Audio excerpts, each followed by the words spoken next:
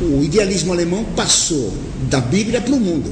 Assim como o protestante interpreta o texto da Escritura subjetivamente, o idealismo alemão passou a interpretar a realidade subjetivamente e acabou se negando totalmente à realidade. Como o protestantismo, fazendo o subjetivismo da Bíblia, tornou a Bíblia um livro chiclete, cada um puxa para o lado que quiser e não tem mais um sentido objetivo, cada um tem o seu. Cada um tem a sua Bíblia, cada um tem o seu entendimento particular. Não há mais unidade nenhuma na religião vista dessa maneira. Assim, Lutero é o pai do subjetivismo moderno, através do livre exame da Escritura.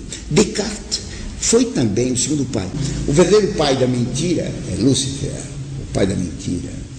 Lutero fez a mesma coisa, disse isso, a liberdade na interpretação da Escritura. Descartes vai dizer, eu penso, logo existo. É um raciocínio manquitola. Já Gassendi tinha mostrado que isso é uma loucura. Falta a premissa maior, que é um raciocínio de Santo Agostinho. Todo ser que pensa existe. Premissa menor, eu penso. Conclusão, logo eu existo. Mas se pegar só a premissa menor, eu penso, logo existo, não é raciocínio nenhum. Faltou a premissa maior.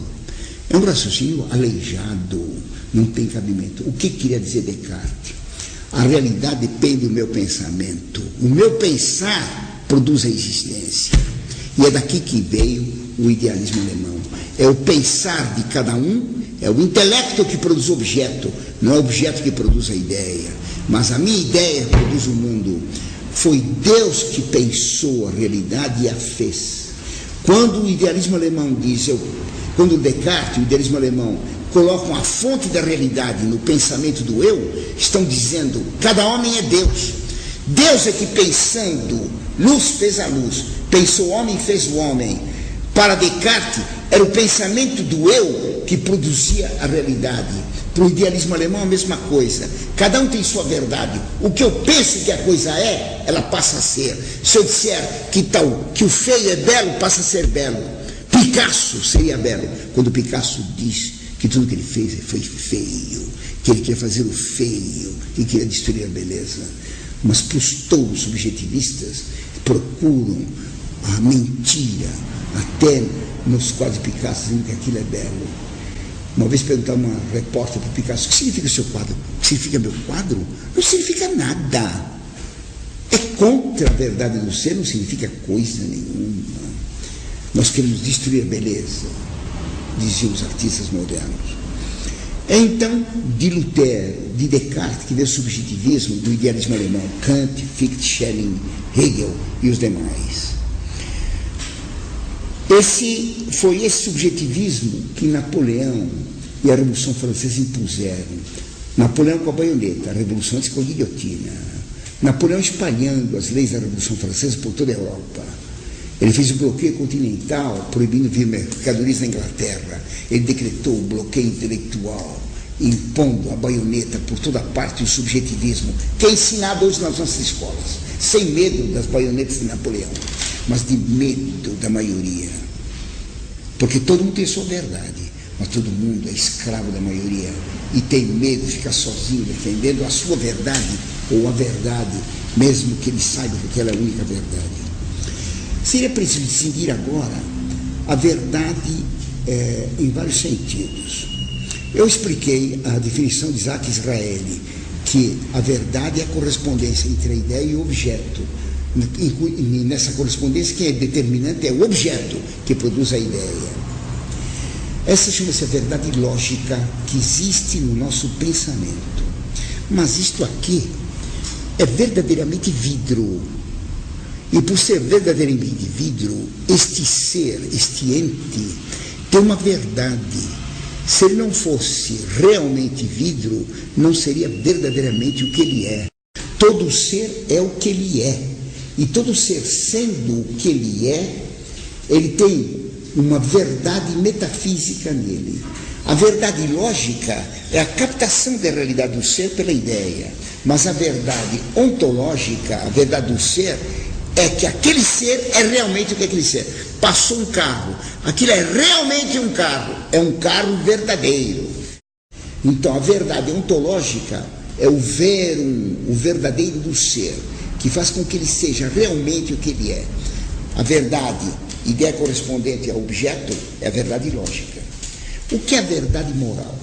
Se eu penso copo de água e alguém me pergunta o que o senhor tem na mão, eu digo um elefante.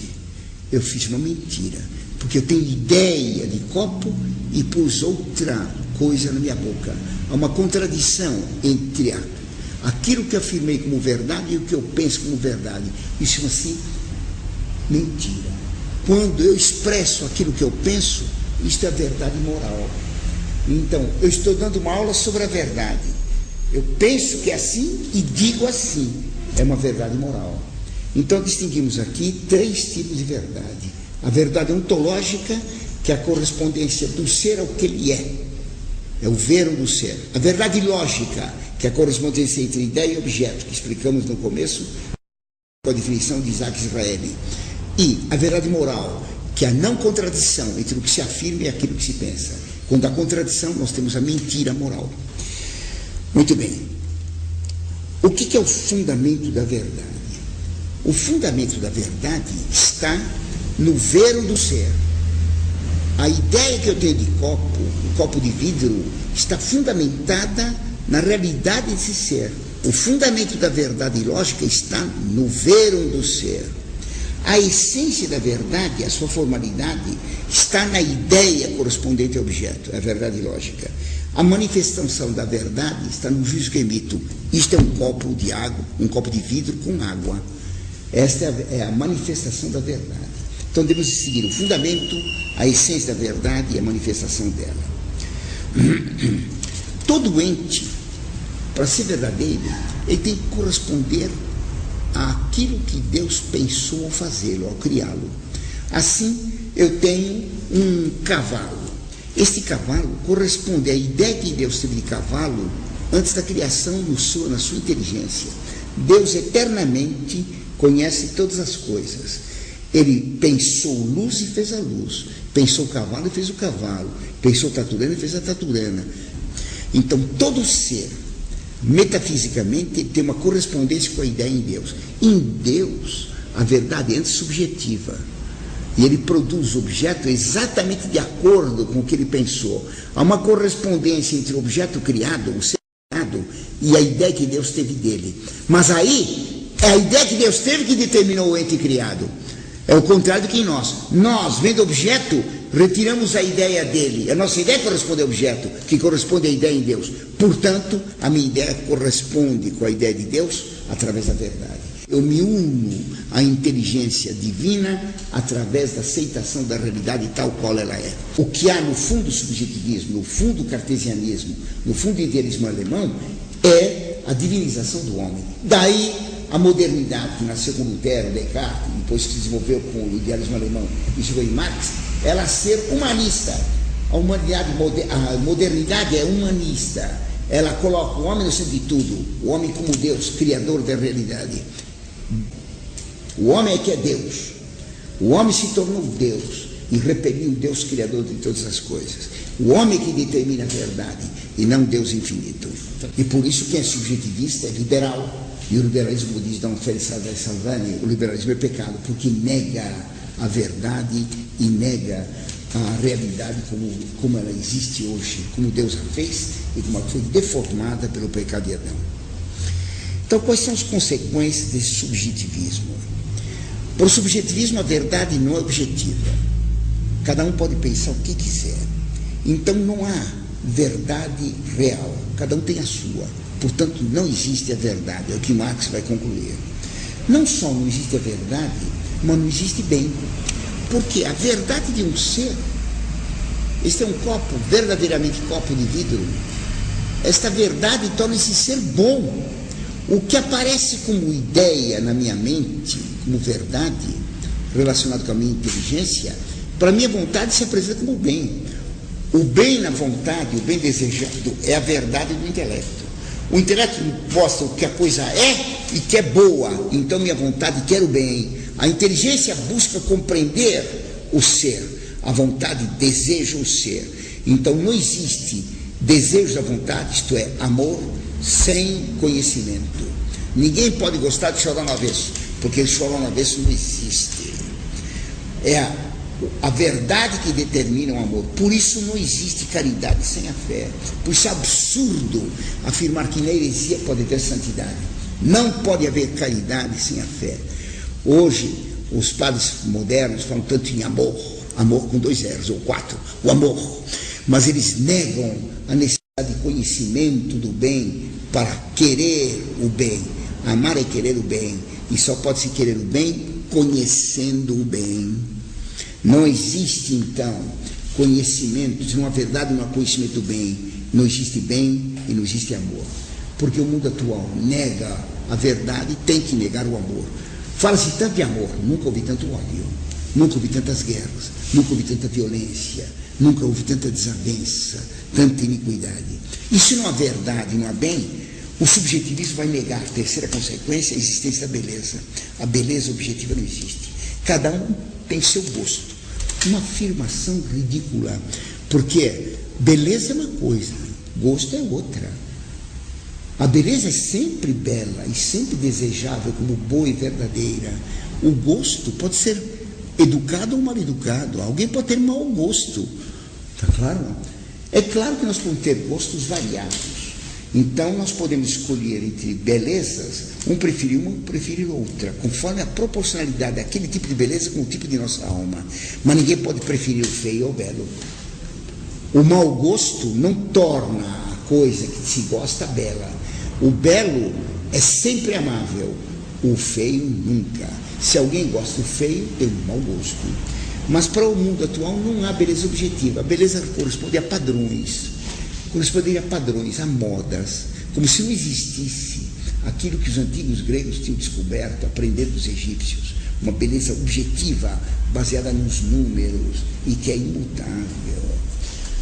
Os números que determinam a beleza continuam válidos até hoje. O número de ouro determina a proporção do rosto, a divisão disto por isso, 1,618. Em mim não, que sou feio. Isto por isso, 1,618. A largura da boca, a largura do nariz, 1,618, e assim por diante. Não vamos perder tempo dando todos os exemplos. Pitágoras descobriu isso. A beleza material está nos números, e os números são objetivos. Deus fez tudo com peso, número e medida.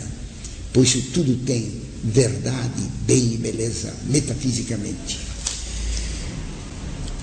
Essa negação de todos os valores ontológicos, de todos os valores lógicos, todos os valores morais, todos os valores estéticos, leva a um relativismo completo. Cada um pensa o que quer. Verdade o que cada um queira. Pecado o que cada um quer. Nada é condenável, vale tudo. Tudo é permitido. E quando tudo é permitido, só o bem é proibido. Essa que é a realidade.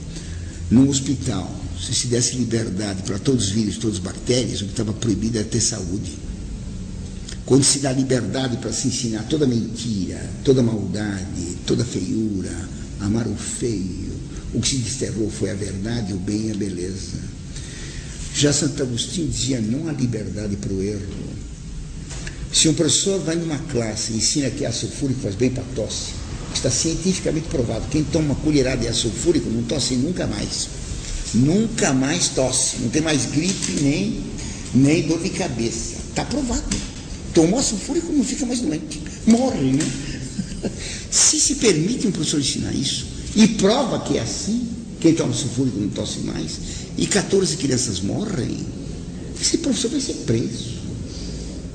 Porque ele matou as crianças ensinando uma mentira. Essa mentira química, essa mentira farmacêutica é fácil de compreender. Mas quem dá uma mentira metafísica mata mais as almas do que aquele que ensina que a sulfúrica é remédio para a tosse. Mata mais as almas quem diz que a Sagrada Escritura é toda relativa, cada um interpreta como queira. Faz a Sagrada Escritura um livro que não tem valor objetivo nenhum. Joga fora, então.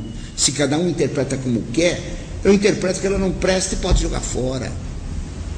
Nada mais tem valor. Essa liberdade para o erro, a negação da verdade, a negação do bem, a negação da beleza, é que leva ao relativismo absoluto e à destruição de todos os valores. Foi disso que o liberalismo, nascido da Revolução Francesa, retirou os seus dogmas: liberdade de religião e de consciência. Pode-se ensinar qualquer religião. mesmo a religião que defende a antropofagia, mesmo a religião que ordena o infanticídio, mesmo a religião que permite o homossexualismo. Não há mal, não há mentira, tudo é verdadeiro, vale tudo. Vale tudo. Foi essa loucura do liberalismo que produziu o nazismo. Se qualquer coisa vale, o genocida Hitler, o assassino Hitler, determinou que tem que matar os judeus, que isso é o bem. E como a maioria dos alemães aprovou, aquilo passou a ser verdade na Alemanha. Um absurdo. Foi excelente que tivesse contrariado esse dogma do relativismo e tivesse invadido a Alemanha e acabado com o bigodinho do Hitler e com o dono do bigodinho. Tá claro, para acabar com o extermínio, com os gulag, os campos de concentração. Porque aquilo era uma dedução absurda da liberdade de pensamento, da liberdade de crença. É legítimo matar aqueles que nós consideramos maus. Os loucos, os judeus, os morenos, os negros, os deficientes e assim por diante. Em 1938, o Hitler mandou matar dezenas de milhares de doentes mentais e doentes incuráveis para experimentar as câmaras de gás. Eles eram um peso para o orçamento da Alemanha. Mata todos. Recentemente, na França, foi proposto um projeto de matar todo homem que chegasse aos 60 anos, porque deixava de ser produtivo. Então mata. Vocês estão chegando lá. Que bom que o projeto não passou. Mas essas leis relativistas do aborto, de aprovação do casamento gay, tudo isso é contra a natureza e contra a verdade. Foi isso que produziu o diálogo subjetivista do Vaticano II. Para o Vaticano II, a liberdade de religião era uma coisa de direito humano. Por isso o Vaticano II, pela sua pastoralidade, defendeu a liberdade de religião de consciência, defendeu a hermenêutica moderna. Cada um entende a verdade revelada como quiser. Todas as interpretações são válidas da Sagrada Escritura. O que Lutero tinha determinado para a Bíblia, a fenomenologia nascida do kantismo e do idealismo alemão, a fenomenologia declarou que toda a realidade é recebida subjetivamente e é expressa subjetivamente. Portanto, ninguém conhece senão as aparências e não se conhece a realidade. Toda interpretação é válida. É a hermenêutica da ruptura com o passado. Porque se não existe verdade objetiva, o Vaticano II podia romper com tudo que a Igreja ensinou no passado. A tragédia foi essa. O Vaticano II recusou condenar as heresias. Isso foi em 65. 3 anos depois, a Revolução da Sorbonne recusou proibir qualquer coisa. É proibido proibir. Se a Igreja Católica recusa condenar a heresia, é proibido condenar qualquer coisa. E se é proibido condenar qualquer coisa, tudo é permitido. Nós estamos vivendo hoje a vitória da Revolução relativista da Sorbonne. Nada é verdadeiro, tudo é permitido. Logo, o bem e a verdade não podem ser defendidos como objetivamente certos. O que eu estou defendendo é a objetividade da verdade, a objetividade do bem, a objetividade da beleza. Abaixa o mão fora. Tem que calar o professor, esse doido. Tem que calar, em nome da liberdade. Vale tudo, mas a interpretação católica da realidade é falsa. Todas as interpretações do real são válidas, a interpretação católica não presta. Contradição absoluta, porque o liberalismo é contraditório, e por isso que o comunismo é vitorioso. É a mentira que é verdadeira.